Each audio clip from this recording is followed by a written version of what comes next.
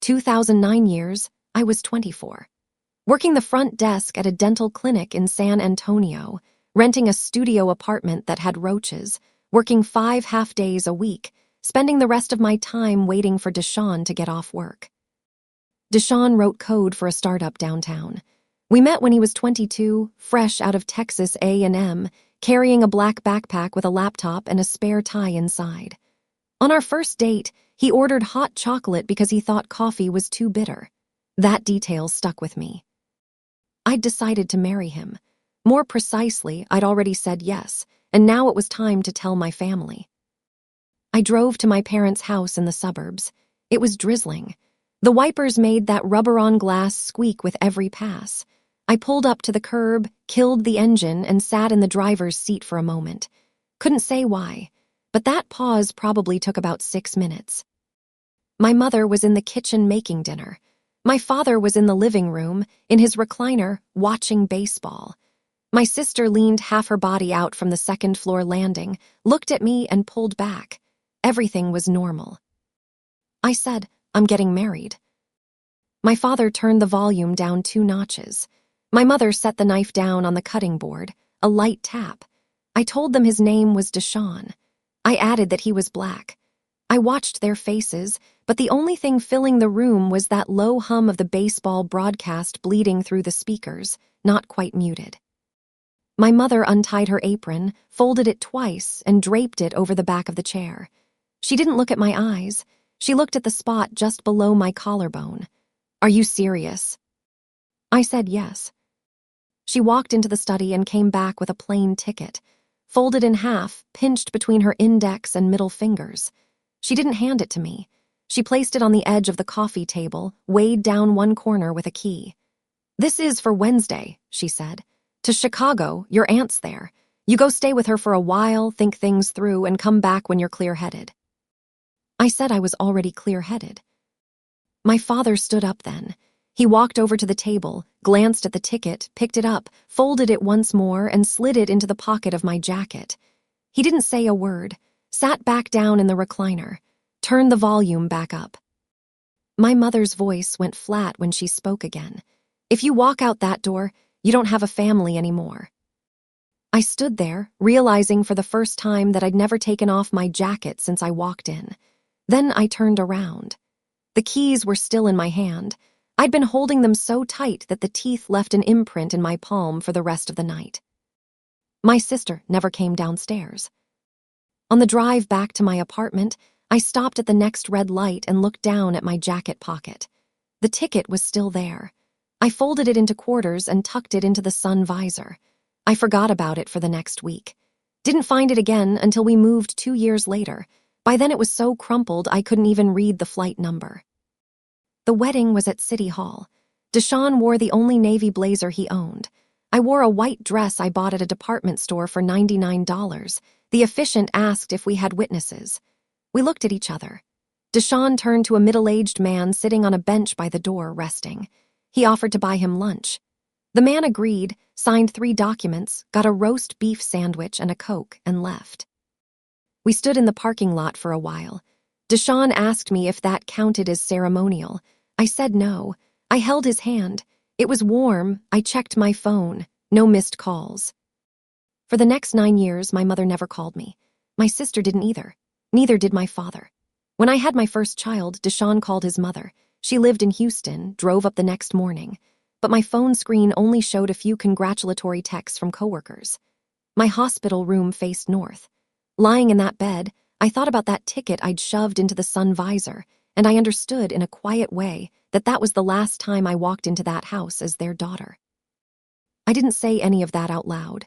Disowned asked if I was in pain. I said I was fine. The silence wasn't loud. It was just there, like a door that stayed closed. The first year was the hardest. Not because I missed them. I did, but that wasn't the worst part. The worst part was the small things. A recipe my mother used to make. The way my father said my name, with that slight roll on the arm my sister's laugh, which was too loud for her size. None of those things existed anymore. I'd walk into a grocery store and see a brand of canned soup we always had in the pantry, and I'd have to put my hand on the shopping cart and breathe for a second. Disowned noticed. He never pushed. He just put his hand on the back of my neck sometimes, in the middle of a Tuesday for no reason, and I'd lean into it. I kept working at the clinic. Patients came and went. I filed insurance claims, scheduled cleanings, told people to floss more. Deshawn's startup was eating his time. He'd come home at 11, eat cold leftovers standing at the kitchen counter, and fall asleep with his laptop still open on the couch.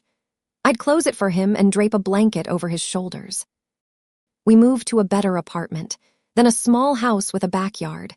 The lemon tree came with the house. I didn't plant it. It was already there, bent sideways like it had been pushed by the wind for too long. I started pruning it. I'm not sure why. It was just something to do with my hands. Year 2, I found out I was pregnant. I stood in the bathroom holding the test for a long time. Then I sat on the edge of the tub. I picked up my phone and scrolled to my mother's contact. Her name was still saved. I stared at it for maybe 3 minutes. Then I put the phone down and called Deshawn at work instead. He came home early. He brought flowers, the cheap kind from the gas station, and a frozen cheesecake. We ate it straight from the box with 2 spoons. That night I lay awake and thought about what it would mean to have a child who'd never know my parents. I told myself it was fine. I told myself they didn't deserve to know her anyway. I almost believed it. My daughter was born in August. We named her Maya. Deshawn's mother, Elaine, showed up at the hospital with a casserole dish and a duffel bag and stayed for a week. She held Maya like she'd been waiting her whole life. She hummed old gospel songs while rocking her. She made gumbo and cornbread and filled our freezer. I remember watching Elaine do those things and feeling something crack open in my chest. Not jealousy, something else. A quiet ache. I kept waiting for my own mother to appear. I kept checking my phone between contractions. I kept thinking maybe this would change things. It didn't. No call, no card, no flowers, nothing. Elaine never asked about my side of the family. She didn't need to, she just showed up and did the work. She washed dishes, folded laundry, held the baby while I showered. One morning she sat me down at the kitchen table and put a cup of coffee in front of me. "You're doing fine," she said. That was all. I cried into my coffee and she pretended not to notice. When Maya was 3 months old, I tried calling my sister. I dialed her number from memory. It rang twice, then went to voicemail. I waited. I called again a week later. Same thing. The 3rd time, the number was disconnected. I don't know if she changed it or just stopped paying the bill. I never found out. Deshawn's company started growing. He got a promotion, then another. People started calling him Sir at meetings. He bought me a new car, nothing fancy, a used sedan, but the air conditioning worked. He started wearing suits instead of that one navy blazer. I teased him about it. He said he still had the blazer somewhere. I had a second baby 2 years later, a boy. We named him Marcus, same silence from my side, no calls, no cards, no visits. By then I'd stopped checking my phone. I'd stopped hoping. I'd built a small, quiet life inside the walls of our house, and I'd learned not to look outward. The money happened gradually, not all at once. Deshawn would mention things in passing. We raised another round. We hired more people. We're expanding. I didn't pay much attention. Numbers were his world, not mine. I still balanced our checkbook with a pen and paper. I still clipped coupons. Then one evening he came home and sat me down on the couch. He had that look, the one he got when something big was coming. He said, "We're going public." I asked what that meant. He explained, I listened. Something about shares and valuation and liquidity. I nodded along. Then he said the number out loud and I stopped nodding. 44 million. That was the number. I remember counting the zeros in my head. Twice. I didn't say anything. I just sat there. Deshawn was watching my face. I finally said, "Okay." Then I asked if we could order pizza. He laughed. We ordered 2 because Marcus had started eating like a grown man. That night I lay in bed and thought about my parents. Not because I wanted to tell them. Because I realized that if they ever found out, they'd show up. I knew it with a cold certainty. My mother had never cared about my life until there was something to take. That was the kind of person she was. I'd always known it. I just hadn't wanted to believe it. The IPO happened. The stock went up. Deshawn's face was in a magazine. Someone sent me a screenshot. He was on the cover of something I'd never heard of. I put my phone face down on the counter and went back to making lunch. A week later, I started seeing the numbers on the news. I'd walk past a TV in a waiting room and hear Deshawn's company mentioned. I'd scroll past headlines on my phone. None of it felt real. I kept pruning the lemon tree. I kept packing school lunches. I kept living the same way I always had. But I started sleeping with the front door locked. Not out of fear, out of preparation. I knew, I just didn't know when. The doorbell rang on a Tuesday. I was in the backyard. The lemon tree needed trimming again. It had that one branch that kept reaching sideways, no matter how many times I cut it back. I had the shears in my hand. I heard the bell through the screen door, and for a second I thought it was Marcus. He was 7, old enough to let himself in, but sometimes he forgot his key. I walked through the house, wiping my hands on my jeans. I opened the door. It wasn't Marcus. It was my mother. She looked older, smaller. Her hair was gray now, not salt and pepper, full gray. She'd lost weight. Her coat was too big for her frame, or maybe she'd just shrunk inside it. She had a suitcase at her feet. A black one, old, scuffed on the corners. I recognized it. It was the one she'd used for every vacation we ever took. She smiled at me, not a warm smile, a practiced one, the same smile she used to give the neighbors when she didn't want to talk to them. She said, "Iris." I didn't say anything. I stood in the doorway. I didn't step forward. I didn't step back. She said, "Your father's not well. He's in the hospital. I thought you should know." I waited. She stood there. She looked past me into the house. I could see her eyes scanning, taking in the foyer, the staircase, the art on the wall. She was calculating. I knew that look. Then she reached into her coat pocket and pulled out a folded piece of paper. Plain white. The kind you'd tear out of a notepad. She held it out to me. "Just a small gesture," she said. "Given how things have gone, given your circumstances now." I took the paper. I unfolded it. It was a list, 3 items, handwritten, each one with a number next to it. The first was a dollar amount. The second was a dollar amount. The third was a dollar amount. They added up to a number I won't repeat. I read it once. Then I read it again. My mother was still smiling that practiced smile. She said, "We can talk inside if you'd like.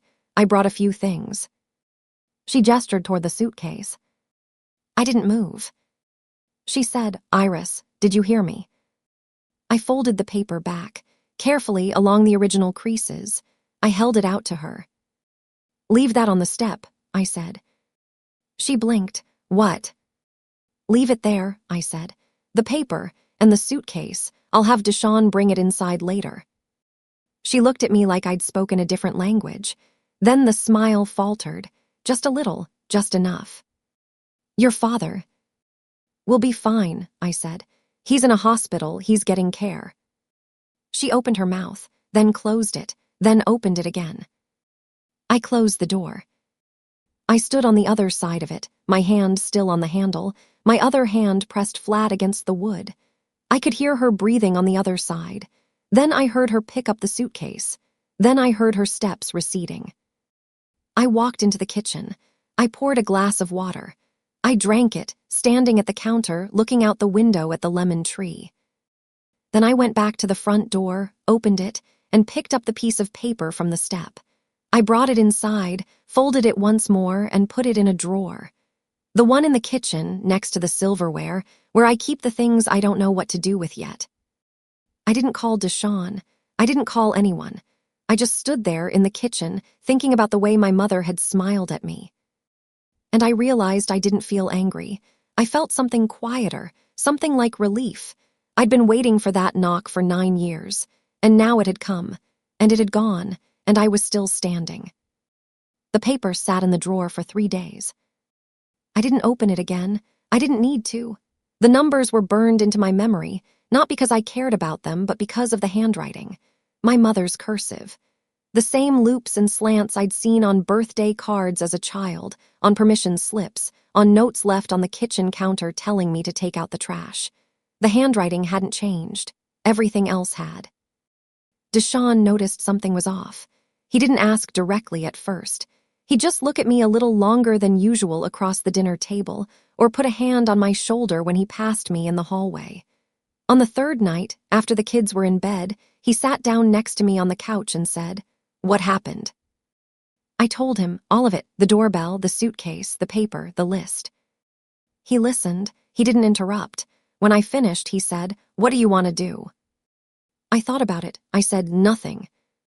He nodded. Then he said, "We could give them something, just enough to." No. The word came out faster than I expected. He looked at me. I looked at him. They didn't want me, Deshawn. They didn't want you. They didn't want our children. They made that choice 9 years ago. If I give them anything now, it's not charity. It's payment. It's saying they were right to wait, that this was always the transaction. He sat with that for a moment. Then he said, "Okay." That was all, one word. He didn't argue. He didn't push.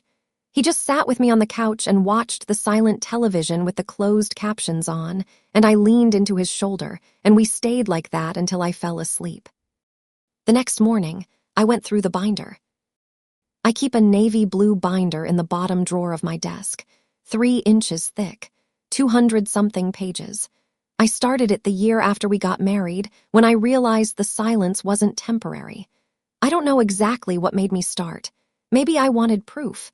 Maybe I wanted to tell myself I wasn't crazy. Inside the binder, printouts of text messages I'd sent that went unanswered. Screenshots of my call history showing outgoing calls to my mother's number, all 0 minutes. Copies of birthday cards I'd mailed to my sister that came back undeliverable.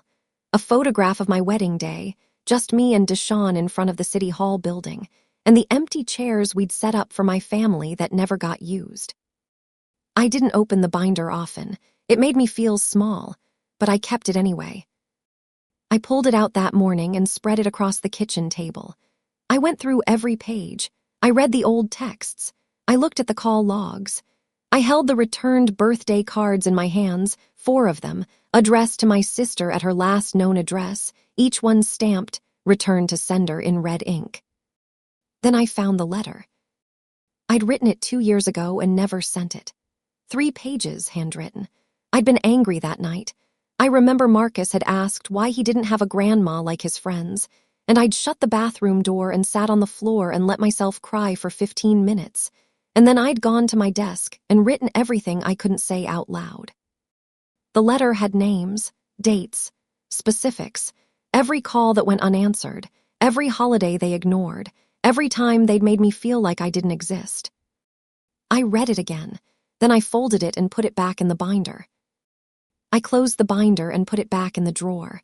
I wasn't going to send that letter. I never would. But it mattered that it existed. It mattered that I had a record. Not for legal purposes. I knew a list of unanswered calls wouldn't hold up in any court. It held up in my own. That was enough. My mother called that afternoon. I let it go to voicemail. She left a message. "Iris, we need to talk. This is about your father. He's not doing well. We just need a little time, just a little." I deleted the message without saving it. Then I called Deshawn's mother, Elaine.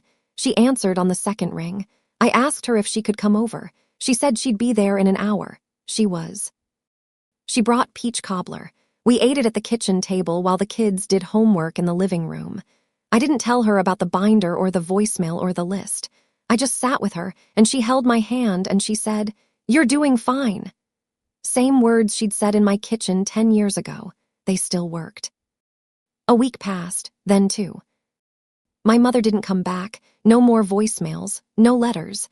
The suitcase never showed up on our doorstep again. I don't know where she went. I didn't ask. My father got out of the hospital. I found out through an old family friend who still had my number. She sent a text saying he was recovering at home. I thanked her. I didn't call him. I didn't call my mother. I didn't call my sister. Marcus asked me one morning at breakfast, "Mom, do I have a grandma? Like another one?" Deshawn looked at me across the table. I looked at my son, 7 years old with a spoon in one hand and cereal milk on his chin. I said, "You do. Your grandmother Elaine, she's the one who makes the cobbler." He said, I know her, I mean the other one.